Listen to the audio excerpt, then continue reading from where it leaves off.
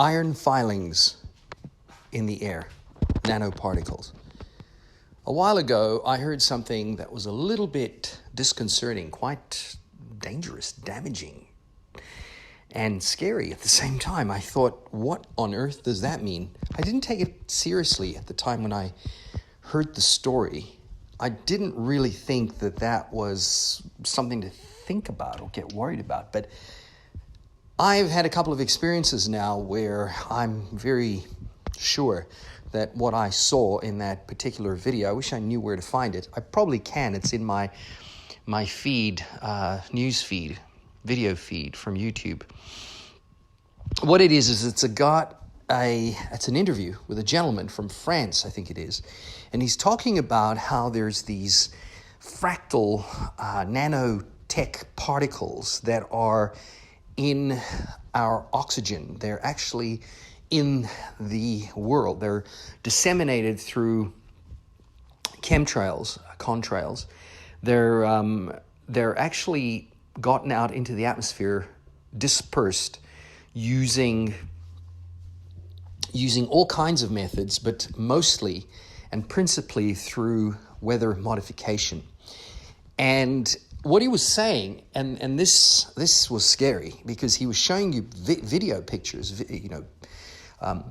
highly magnified photos of what these things look like under a microscope.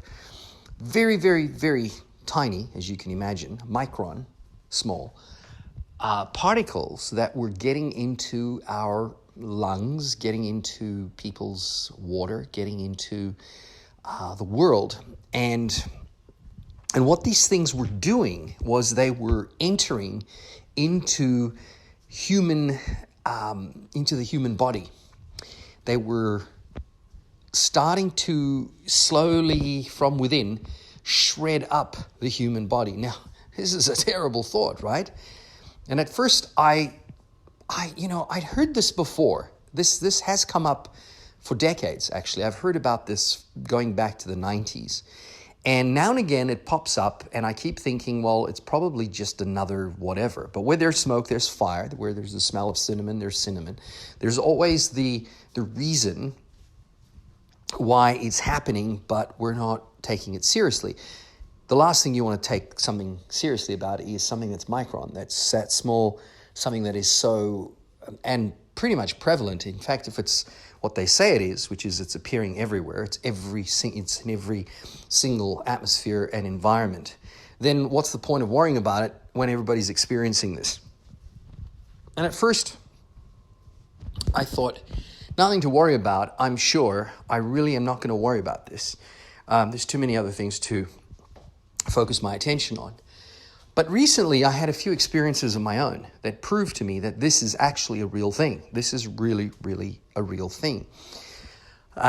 What these particles are meant to do is it's part of the eugenics assignment. It's there to break down, manipulate the DNA to basically tear and shred at the inside of human beings. And these things are so small that you're not even really aware of them, but they are disseminated through the atmosphere.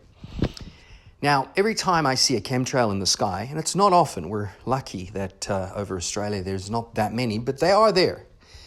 I always shut everything. I shut windows, I shut doors, because I know within, some good 6 to 12 hours, this stuff will, whatever it is they're spraying into the atmosphere, will be all over.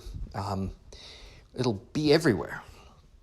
What I have been noticing, though, is that people around me have all got qualms. They all have some little thing that seems to be attacking them in some way. And they all have these things about going to the hospitals. They all need to get checkups, and they all need this and that. And I'm not saying that, hey, I've been lucky enough to escape this. I'm saying no. I'm saying that I'm starting to realize that this is prevalent now everywhere throughout society. We're seeing more and more people experiencing levels of distress and dis-ease like we have never seen before. Again, this doesn't mean anything yet until my own personal experiences where I have been taking a shower that sounds funny when you don't finish that line, for a good, I don't know how long, probably about 12, 14 years or so. And for whatever reason, one of my fingers, it's my left index finger, every time it touches a tap, there's this like spiky iron filing pain that courses through my nerve. And it's quite painful. And I wasn't really paying attention to it until I started to actually intentionally see if that was the case with every tap that I was close to. My left-hand side, fingertip, index finger, touch it to any tap with rolling water, running water. And sure as anything, there's this strange sensation, very sore. It's almost like this very hot iron end has been stabbed into my finger. And this has happened again and again and again. And I started to do some research, and forum after forum, chat room after chat room, I started to see the same signs of this thing. A lot of people experience this. And funny enough, a lot of people experience it from their left hand and fingertip.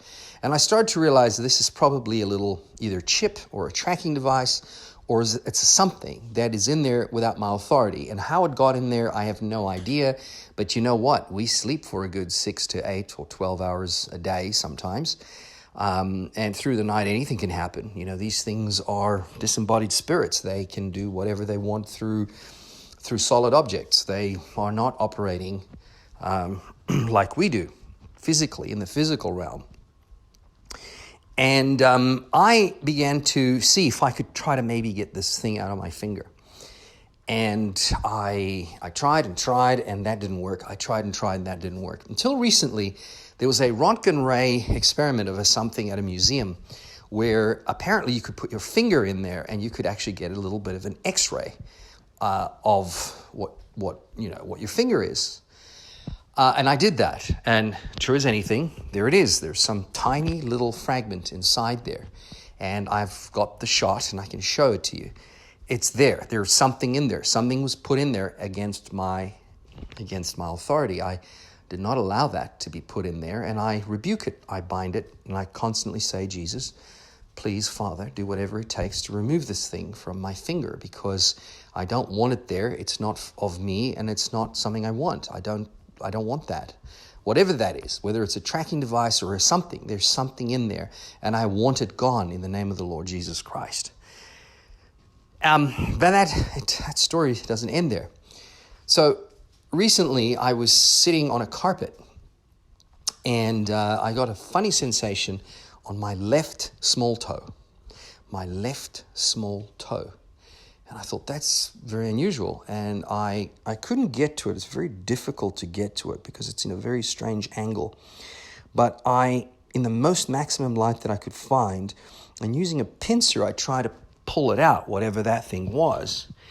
And it's so small and it's so strange and so spiky that even if I have to take a photo of it for you to see, you're not going to really see it properly because it's so magnified that it just looks like a will-o'-the-wisp. But it's a little, it's so small. Look, when I say micron, anything micron you can't see with your human eye anyway, but this thing is just small short of being a micron. It is very, very small, and it is very, very unusual. And now that I've seen it, I'm very intrigued. Now, you know, small minds focus on small things, and I certainly don't want to be doing that. But after doing a vacuum cleaning of the house, I thought, you know what, it would be very interesting to take whatever it was that I vacuumed up and see if these things kept coming up again and again. Now, I haven't done that experiment, but I thought maybe somebody else online has made that experiment.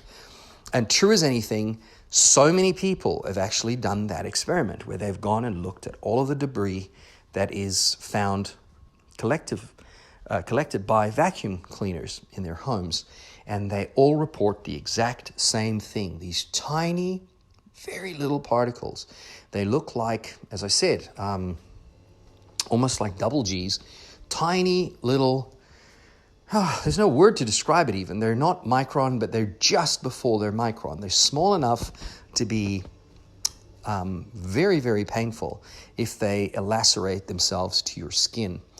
And if you have got any kind of a sensation like that, I'd really try to remove that thing, whatever that thing is. Try to get rid of it because, as I said, there's two families of these particles, these little iron filing type particles that are operating in your life. There's the ones that are small enough to be breathed, which are very, very dangerous and are working inside of this Luciferian agenda, which is to try to get people to die early from a eugenics program perspective. But also, doesn't that make sense? You know, this is an enemy, the enemy of mankind, of humankind, who wants to get rid of you and distract you and basically weather you away slowly enough and yet fast enough for you not to ever find salvation, because that's one more soul in his kingdom. One more soul. He's trying to win a game here. We know that this game of his is to prove to God that mankind was never worth anything, that God should never have placed his love, affection, and attention on developing a being called humankind, and that they are not worthy, and that ultimately they would all turn away from God anyway. And this is his plan. Is to be the winner of all the souls, the most number of souls possible. And I'm sort of seeing this very much as part of his agenda, which is get rid of as many humans as possible in this manner, by shredding at them from inside so that they die and never found salvation. Quite a thought to have, scary thought to have, and yet makes all the sense in the world if you're collecting up souls and the last thing you want is for people to figure out what your evil intent is. There's a lot of research on this, and it's really worth looking into online.